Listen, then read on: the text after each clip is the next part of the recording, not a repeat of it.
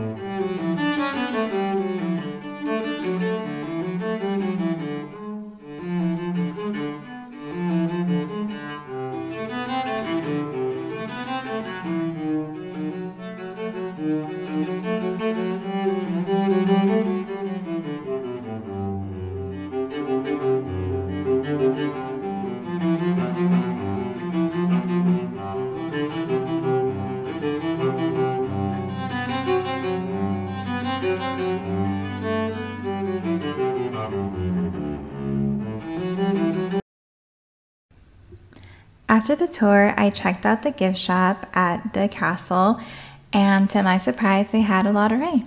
They had lots of lottery merchandise, including jams, cookies, bags, teacups, teapots, advent calendars, and of course, their famous macarons.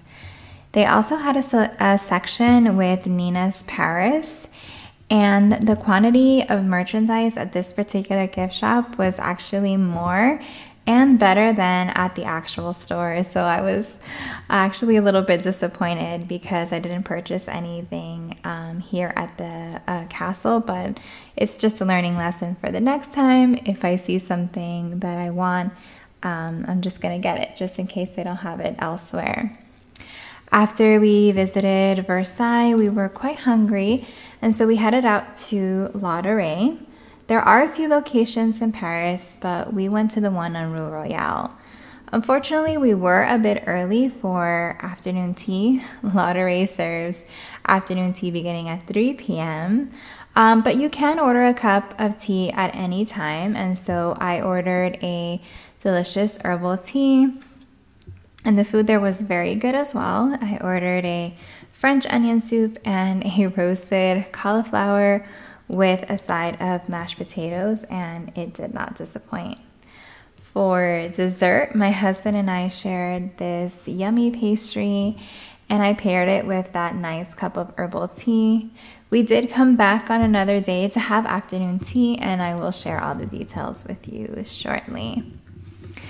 On a different day, we decided to stop at Nina's. Nina's does not serve a full afternoon tea menu, but if you want a cup of delicious tea, Nina's is the place to go. They have a variety of different loose leaf teas. Their most popular flavor being a rose-inspired black tea.